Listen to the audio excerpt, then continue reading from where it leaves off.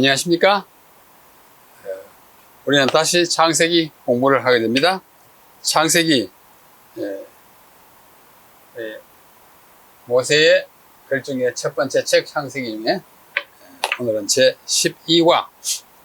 오늘의 제목은 애굽의 총리 요셉입니다. 총리를 영어 원본 교과서에는 Prince of Egypt, Prince라고 있어요. 프린스란 말은 오늘은 이제 왕의 아들을 말합니다만, 고대에는 이 프린스란 말이 여러 의미로 사용되었습니다. 성경에 나오는 방백, 아무개 방백 프린스이고, 또 여기서 보는 것 같이 총리도 프린스라고 칭할 수 있습니다. 조금 고전스러운 의미로서 총리니까 여기 왕자가, 애굽의 왕자가 아니고 애굽의 총리 요셉. 이 보십시오.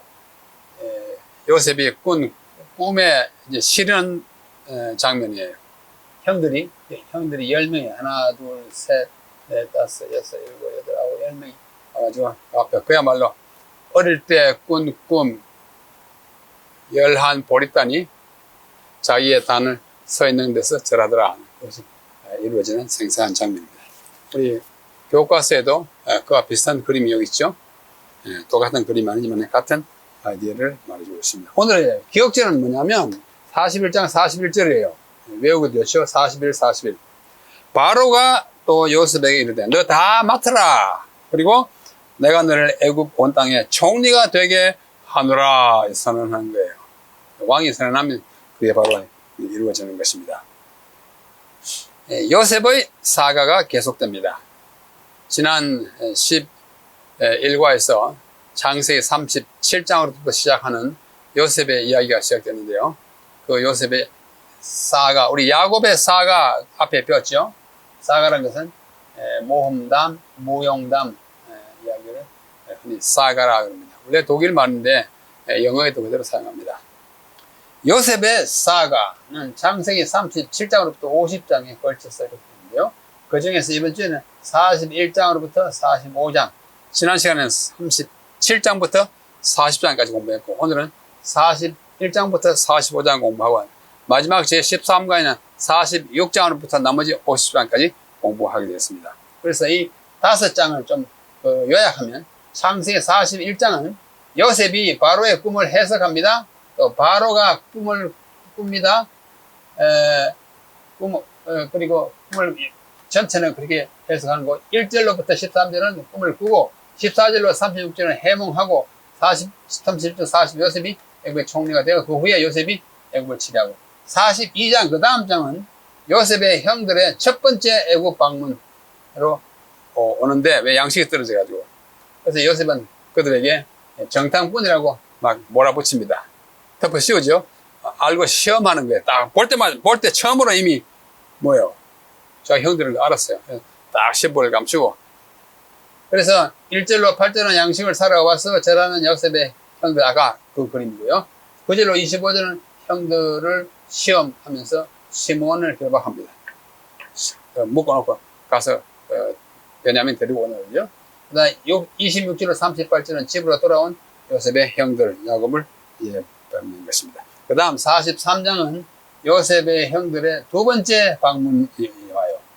1절로 15절은 베냐민과 함께 애굽을 방문하고, 그 다음에 16절로 34절은 요셉의 집으로 초대받은 형들과 베냐민 같이 이번에 가는 거예요. 너 베냐민, 너희들이 한 말이 다 진실일 것 같으면 베냐민을 데려오느라. 그래서 아버지를 막 설득해가지고 데려오죠. 요셉의 집에 초청을 받았을 겁니다. 그 다음에 요셉의 계략 44장, 베냐민이 도둑질한 것으로 덮어 씌움, 은잔을 자루에다 넣어줬죠. 덮어 씌움. 그래서 1절로 5절은 베냐민의 자루에 은잔을 넣는 이야기고, 6절로 13절은 청지기가 고발하고 수색 들어가서 그걸 찾아내지 않습니까? 그 다음에 유다가 이제 막 변론합니다. 유다는 참 말을 잘해요.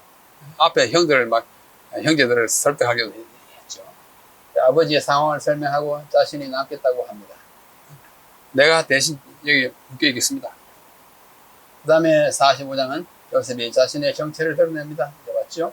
자신을 드러내고 방성되고 하는 겁니다. 야곱과 온 가족을 모시고 오라고 합니다. 바로가 요셉의 형제를 환영하고 야곱을 모시고 집으로 돌아오는 얘기로서 45장이 끝납니다.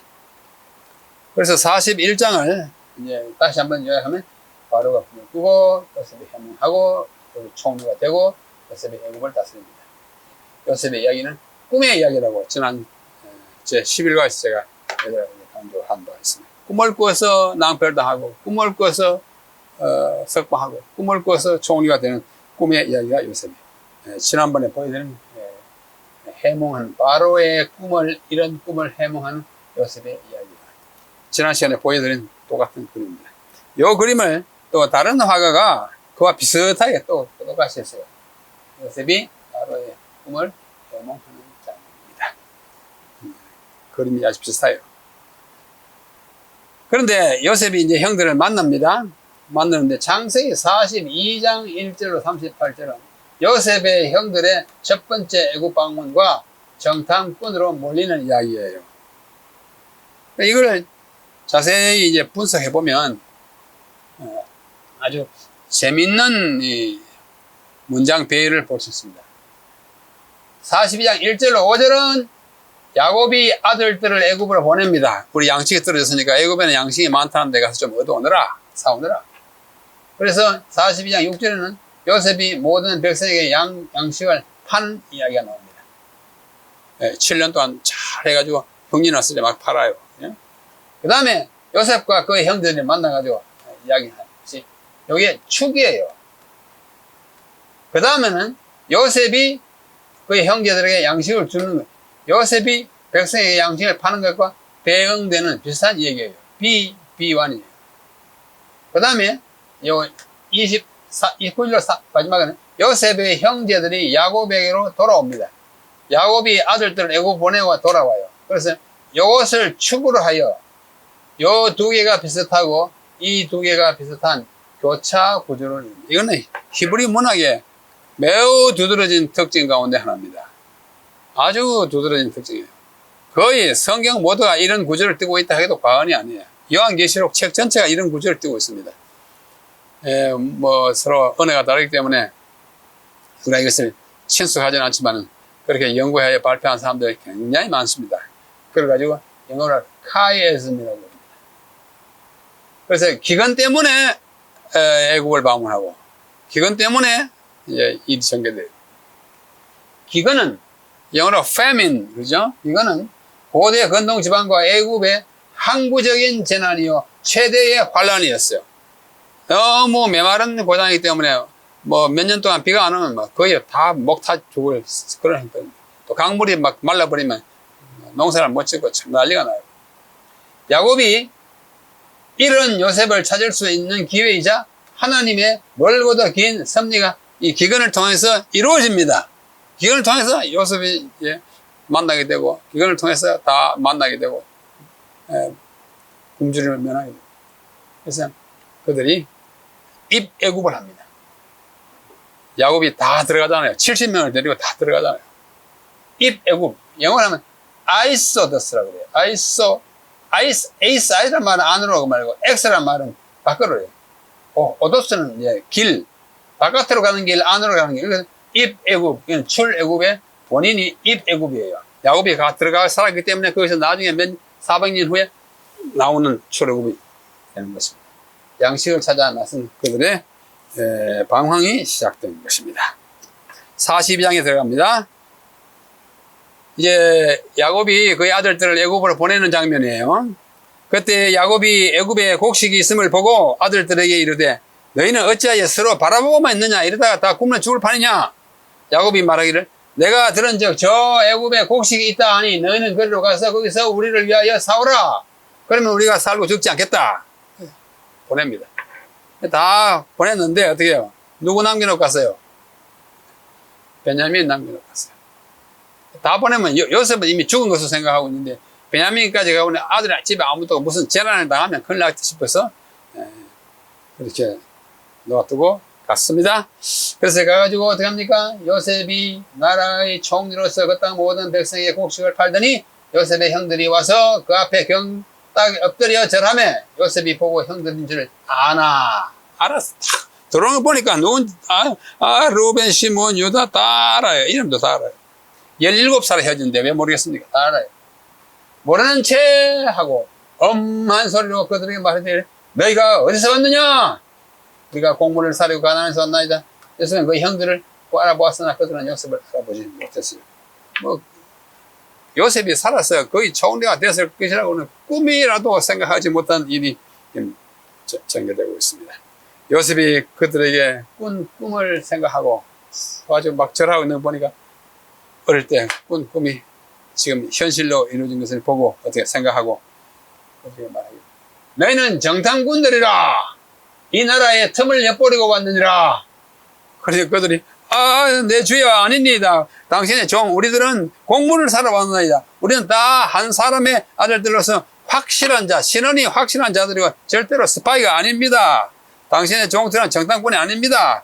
요셉이 그들에게 말하되 아니야.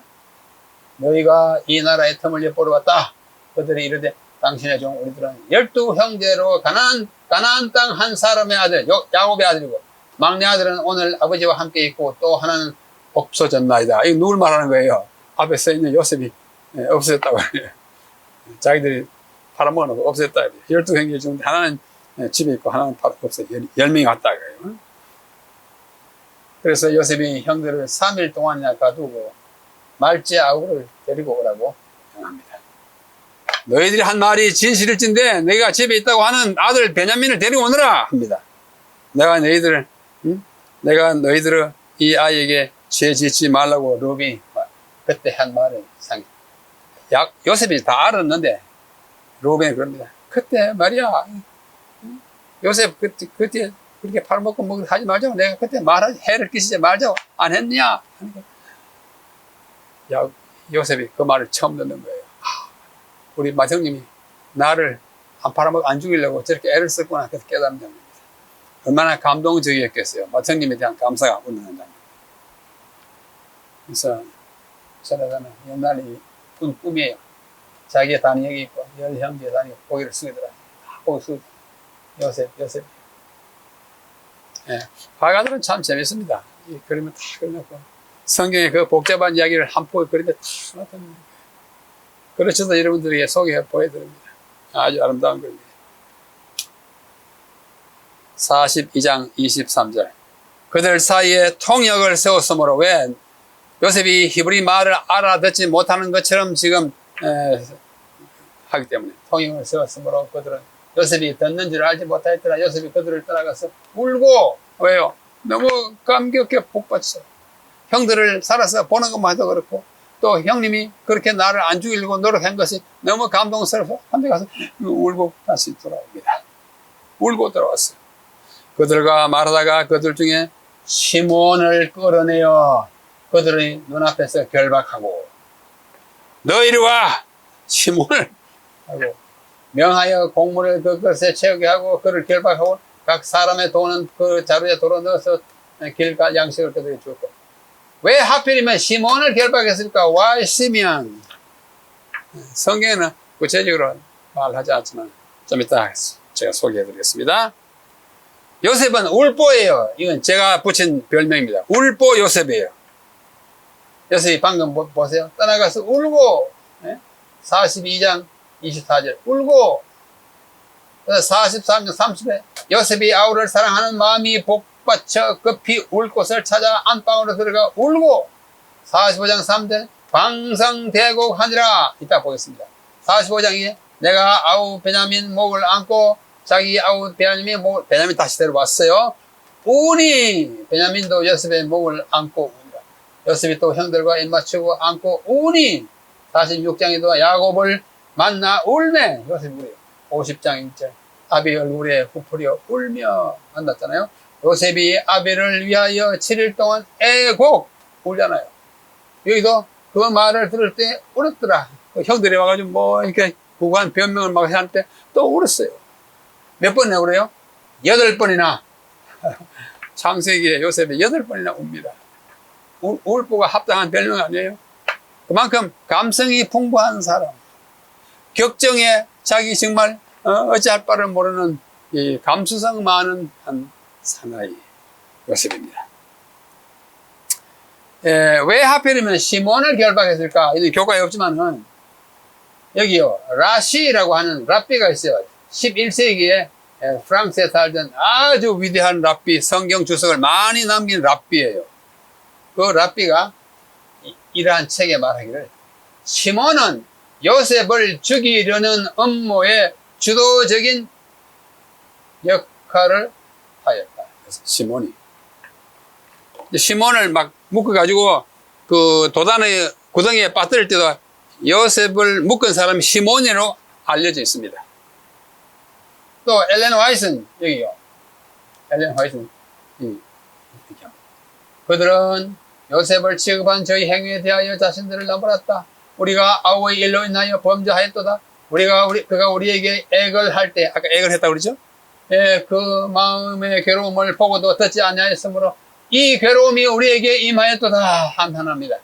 도단에서 그를 구할 계획을 세웠던 로반이 덧붙여 내가 너희들을 그 아이에게 득죄하지 말라고 하지 아니하였더냐. 그래도 너희가 듣지 아니하였느니라. 그러므로 그의 핏값을 내게 되었도다 라고 로벤이 이야기합니다. 그래서 듣고 있던 요셉은 감정을 억제할 수 없어서 밖으로 나가 실컷 울고 들어왔어요. 그는 다시 돌아와 시몬을 그들이 보는 앞에서 결박하여 다시 옥에 가두도록 명령하였다. 왜? 그들의 아우를 잔인하게 취급한 일에 있어서 시몬은 선동자요 주동자였다. 그가 선택된 것은 이러한 이유에서였다고 엘렌 화이트의 저서를 보조왔습니다. 이야기하고 있습니다. 그들이 섬찟했을 거예요. 하필이면 시몬을 그때 시몬이 한 20년 전에 그 아이를 묶어가지고 빠뜨리던 그 일을 아마 요셉이 짐짓 그렇게 했을 것입니다. 여기 야곱이 또 그의 아들들을 애굽으로 보내는 이야기에서 또 한 번 교차 구조를 봅니다. 43장이에요. 43장 1절로 15절이에요. 읽거든요. 요셉이 그의 형들을 환영합니다. 16절로 26절이요. 요셉이 그의 형들을 알아봅니다. 43장이에요. 20절로. 요셉의 그의 형들의 자루를 총 요셉이 그의 정체를 밝힙니다. 45장. 그래서 야곱이 그의 아들을 애굽으로 보내고 요셉이 그 형체를 밝히고 애굽으로 돌아가는 것, 보내고 가는 것이 이게 대칭을 이루고 요셉의 형들을 환영하고 자루를 채우는 것이 요셉하고 가운데 있는 축이 바로 그 구조의 축. 요셉이 형들을 알아보는 그 극적인 장면이 축이 돼서 그 바로 위와 바로 다음 그 앞에와 그 뒤에가 서로 배경하는 교차 구조. 히브리 문학을 구성하는 5대 특징 중에 하나인데 A, B, C 또 B, A 창세기 43타 교차 구조를 보여주는데 요셉과 그 형제들이 그 축을 이루고 있어요. 앞에서 우리가 보았습니다. 그래서 히브리 문학의 5대 특징이 이거예요. 자세히 설명할 수 없습니다만 대구법이에요. 동의 대구, 반의 대구, 종합 대구, 점진 대구, 또 대구가 더 있어요. 한 7, 8개 됩니다. 대표적인 게 요 4가지인데요. 똑같은 말을 반복합니다. 또는 반대되는 말을 아주 정반대되는 말을 합니다. 그런 식으로 평행을 이루는 대구예요. 대구법이 같은 의미든지 반대 의미든지 종합적인 의미든지 점진적이든지 이런 대부분 이런 것이 히브리 문학의 특성의 제1번이고 제2번은 이어일상이에요. 두 가지 단어가 하나의 사상을 나타내요. 영어로 hen다야 됐어요. 그래요. 예를 들면 우리의 형상, 우리의 모양 거의 같은 개념이에요. 또 자비롭고 은혜롭고 같은 개념이에요. 그죠? 그래서 두 번씩 말해야 히브리인들은 직성이 풀립니다. 뜻이 또 풍부해집니다. 가시와 찔레가, 가시나 찔레나 그게 그거예요. 그렇죠? 아멜과 토굴, 그게 그거예요. 이사야에 보면 이런 헨다야디스가 수룩합니다. 2513. 히브리 문화의 특성이에요. 우리가 기도할 때 은혜롭고 자비롭고 이렇게 말하는 것은 히브리어 성경을 많이 보고 그것에 익숙했기 때문입니다. 자, 그 다음에 교차 구조가 지금 배우고 있는 거예요. A, B, C, 그 다음에 C, B, A. 이 합체. 첫 글자를 또 이어가지고, 뭐, 알파벳 순서든지, 첫 글자를 이으면 단어가 된다든지, 그런, 나중에 다른 기억이 있죠. 그 다음에 말놀이요. 같은 음이라든지, 음은 같은데 뜻이 다르다든지, 뭐, 그런 거. 히브리어에 참 많습니다. 시편에 아주 많이 있어요. 이 5가지 특징인데, 오늘 설명할 시간은 없습니다. 이 보십시오. 예. 그게 바로, 자, 그 다음에, 요셉과 베냐민. 요셉과 베냐민은 어머니가 같은 형제 아닙니까? 가장 가까운 친족. 그죠? 43장에 보면 애굽에서 가지고 온 곡식이 떨어지자 유다가 베냐민을 데리고 애굽으로 가도록 허락해달라고 이스라엘에게 간청합니다. 아버지가 절대 안 된다. 요셉을 짐승에게 잡아 먹히게 해놓고 또 베냐민을 데리고 간단 말이냐. 어림도 없다. 하니까 세월이 지난 사이에 또 양식이 다 떨어지니까 할 수 없이 요셉, 또 그 말 잘하는 유다가 아버지에게 요청합니다. 설득을 하는 거죠. 그래서 요셉의 형들이 이스라엘의 허락을 얻어 베냐민과 함께 와서 요셉의 앞에 섭니다. 요셉이 베냐민을 데려오라고 했죠. 자기의 친동생. 만났을 때 그 감격이 뭐 오죽했겠습니까? 굉장했겠죠. 요셉의 형제들이 요셉을 세 번째 만나는 장면입니다.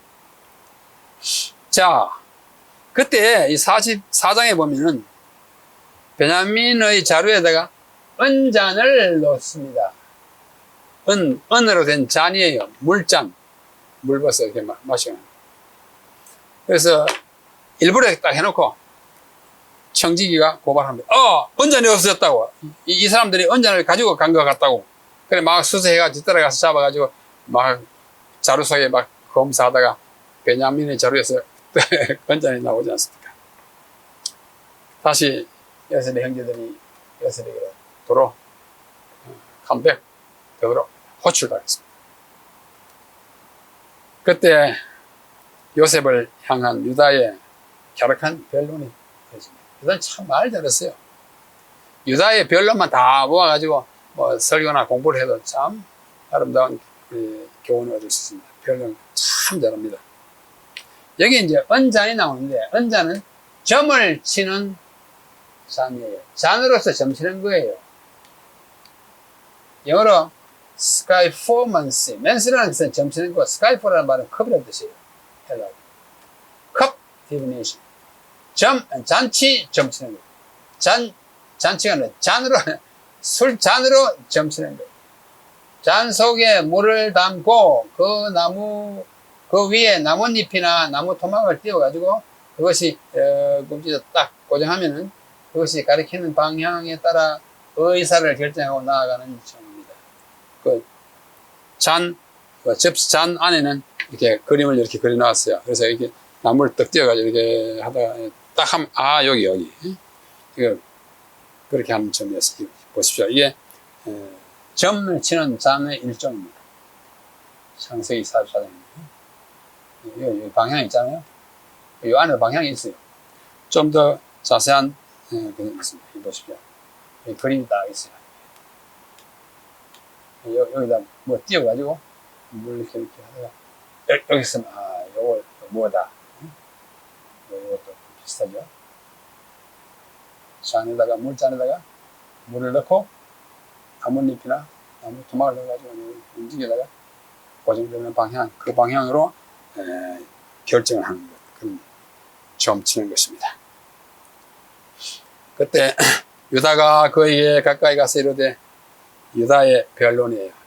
갸륵한 변론입니다. 한번 들어보십시오. 내 주여 요셉 보고, 원하건대 당신의 종에게 내 주의 귀에 한 말씀 하려게 하옵소서. 이 종이, 자기는 종이라 그래요. 형인데. 한 말씀 할 테니 귀를 기울여 주십시오. 주의 종에게 노하지 마소서. 주는 바로와 같은 시민이다. 축에 세우잖아요. 아버지의 생명과 아이 베냐민의 생명이 서로 하나로 묶여 있거늘 이 베냐민을 묶어놓고 우리만 가면 우리 아버지가 죽습니다. 이제 내가 주의 종 우리 아버지에게로 돌아갈 때 아이가 우리와 함께 가지 아니하면 아버지가 아이의 없음을 보고 죽으리니 이같이 되면 종들이 주의 종 우리 아버지가 흰 머리로 슬퍼하며 스올 무덤으로 내려가게 함이니이다. 요셉 총리시여 주여 주여 이제 주의 종으로 나로 유다가 자기로 그 아이를 베냐민을 대신하여 머물러 있어 내 주의 종이 되게 하시고 그 아이는 그의 형제들과 함께 올려 보내셔서 우리 아버지 야곱에게 돌을 보내주시오. 내가 대신 있겠습니다. 얼마나 갸륵한 변론입니까? 착하죠? 최소한의 이만큼은 형제 우애가 있어야 서로 믿고 살 수 있죠. 유다는 그런 의미에서 참 훌륭한 사람이에요. 그 아이가 나와 함께라고 하는 우리 형제들과 함께 가지 아니하면 내가 어찌 내 아버지에게로 올라갈 수 있습니까? 우리가 못 갑니다. 나를 찾아두시오. 나는 맨몸으로 아이를 놔두고 동생을 놔두고 우리 아버지 배울 면목이 없으면 절대로 못 돌아갑니다. 그거 말이에요. 그 아이와 내가 함께 안 가면 못 갑니다. 차라리 날 묶어놓고 아이를 보내주십시오. 우리 아우를 가지신 형님 여러분, 또 형님을 모신 아우 여러분, 여기서 우리 유다를 좀 닮아야 합니다. 그리고 아버지를 생각하는 그 마음, 효성도 유다만큼 가져야 한다고 생각합니다. 그 말을 들은 요셉이 얼마나 마음이 뜨거웠겠어요. 그렇죠? 우리 형님 가운데 형님들은 날 팔았지만 그래도 이런 형님이 있구나. 살만 난다. 감격이다. 그 감격을 이기지 못해서 나가서 엉엉 울고 돌아와가지고 자기 정체를 드러냅니다. 방성되고 하더랍니다. 요셉의 격정적인 연설이 여기 있어요. 요셉도 참 총리 좀 됐으니까 얼마나 변론을 잘하겠어요. 그죠? 우리는 얼마 전에 한국의 20대 대통령 그 취임 연설을 방송을 들었죠. 굉장히 사람들이 그러는데 참 그 음성이 우렁차고 아름답고 내용이 정말 감동적이다 그러대요. 저도 뭐 거의 동감입니다. 지도자는 좀 말을 참 감동스럽게 잘 하는 것이 중요한 것 같습니다. 격정적인 연설합니다. 요셉이 베냐민의 목을 안고 웁니다. 베냐민 들어왔으니까. 자기 그야말로 친친동생 같은 아버지 같은 어머니의 아들 바로가 요셉의 형제들을 환영하고 가나안에 있는 가족들을 설문하여 오라고 지시합니다.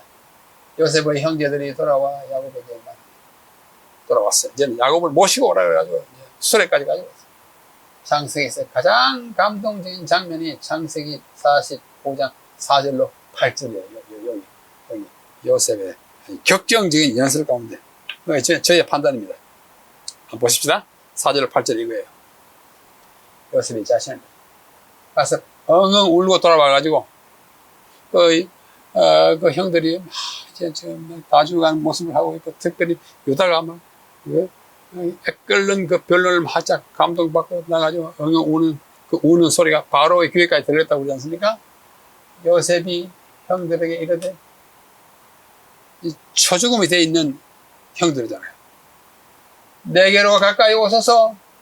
그들이 가까이 가서 이르되 요셉 나는 당신들의 아우 요셉이니. 요셉이라고? 당신들이 애굽의 판자라. 아이고 죽었구나. 우리가 팔은 요셉이 총리였다고?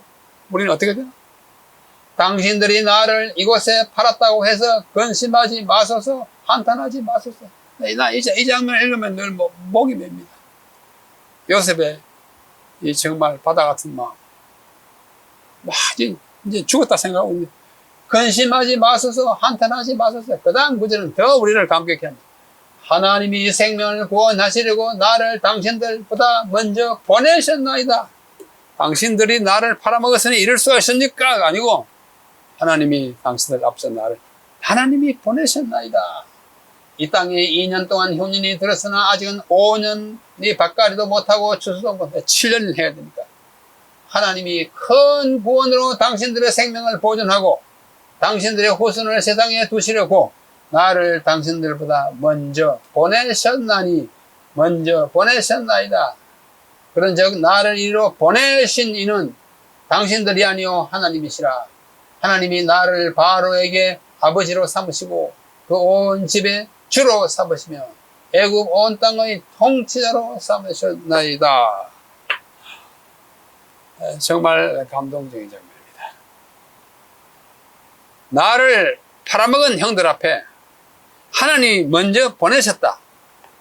저는 이것을 피파견 의식이라고 좀 어려운 말로 그렇게 표현하고 있습니다. 피파견, 파견됨을 받았다고 하는 그런 의식. 당신들 날 팔아먹었다고 하는 그 원한의 의식보다는 하나님이 당신들 손을, 그 야속한 손이긴 하지만 하나님께서 큰 일을 이루시고 당신들 앞서 나를 하나님이 보내셨다.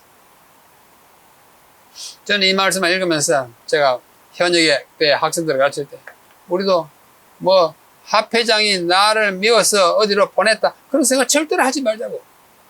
하나님이 너희들을 당신들을 어느 저 외진 곳으로 보내더라도 기꺼이 따라가면서 하나님의 뜻을 이루겠다는 그 마음을 가져야 한다고 제가 누차 강조하면서 가르친 때가 있었습니다.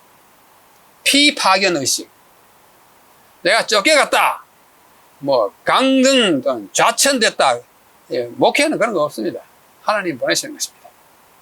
요셉이 자기를 노출시키고 자기의 정체를 밝혔을 때 이 형들이 놀라가지고 네가 요셉이냐고. 그다음 참 감격적인 눈이 살아가지고 정말 놀랐다. 가만 보니까 요셉 맞습니다. 한 20년의 세월이 흘렀지만 17세에 헤어진 그 아우의 모습을 반기는 극적인 장면입니다. 자, 더 깊은 연구를 위하여 마지막 보조와 선지자 제20장 애굽에서 요셉, 21장 요셉과 그 형제들 잘 읽어보십시오. 이때 아니면 언제 뵙겠습니까? 굉장히 감동적입니다. 사흘 동안의 감금은 야곱의 아들들에게 쓰디쓴 슬픔의 날들이었다. 그들은 그들의 과거의 그릇된 행동것은 특히 요셉에 대하여 그들이 가한 잔인함에 대하여 반성하였다. 사흘 동안 가둬뒀거든. 그들은 만약 그들이 정탐꾼이라는 판결을 받고 자신들이 그렇지 않다는 증거를 대지 못한다면 그들은 죽음을 당하거나 노예가 되고 말 것을 알고 있었다. 그들은 그들 가운데 누가 무슨 방법을 쓴다고 해서 그들의 아버지가 베냐민을 그에게서 떠나오는 것을 허락하실지에 대해서는 회의를 품고 있었다. 아버지가 절대 안 놓아줄 거야. 왜냐하면 야곱은 요셉이 잔혹한 죽음을 당했다고 생각하고 있기 때문이다. 그들은 요셉을 팔았으므로 하나님이 그들을 벌하여 노예가 되도록 계획하셨을까 두려워하였다. 요셉은 그의 아버지와 형들의 가족들이 양식이 없어 고통당할 것으로 생각했고 그의 형들이 그를 잔인하게 다룬 것을 뉘우치고 있으며 그들이 어떠한 일이 있더라도 자기를 다룬 것처럼 베냐민을 다루지는 않을 것이라는 확신이 들었다. 이것은 영적 선물에서 인용한 것입니다. 보좌 선지자가 직접 그 책 참고하시되 이 인용은 영적 선물 제3번에서 나온 것입니다. 기나긴 세월이 흘렀는데도 요셉의 형들은 그들의 동생을 인신매매한 죄악에 대하여 깊은 죄책감을 떨칠 수가 없었습니다. 하나님은 그들을 용서하셨고 요셉도 이미 용서했지만 형들은 아직도 자신들을 용서하지 못하고 있습니다. 그럴 수밖에요. 공포에 지금 떨려 있으니까. 우리는 죄를 지으면 하나님이 용서하십니다. 우리도 그때 얼른 들어서서 그 용서를 받고 새로운 삶을 출발하는 것이 더 하나님 보시기에 아름다운 일이 아닌가 생각합니다. 요셉의 생애는 다음과 있어 이어집니다만 그야말로 파란만장 그 자체이고 이 up and down 오르락내리락 하는 엎치락 뒤치락 하는 삶의 연속입니다. 그러나 종려는 하나님께서 그와 함께 하시므로 그를 형통케 하시고 온 가족을 살게 하시고 인류의 후속의 역사에 예수님을 대표하는 위대한 한 인물로 우뚝 선 모습으로 나타나는 것입니다. 우리 모두 혹 지금은 이해할 수 없는 어떤 환난과 오해, 푸대접을 받을지라도 잠시 지나고 나면 그것이 우리에게 더 큰 축복이 된다는 사실을 믿고 확인하게 될 것입니다. 요셉의 생애를 통하여 이와 같은 영적 교훈을 얻게 된다면 우리는 더할 나위 없는 큰 복을 받게 될 것입니다. 남아있는 한 주간 또 공부 열심히 하시고 다음 제13과 마지막 과에서 요셉의 생애를 마무리 짓고 창세기 공부를 마치도록 하겠습니다. 여러분 안녕히 계십시오.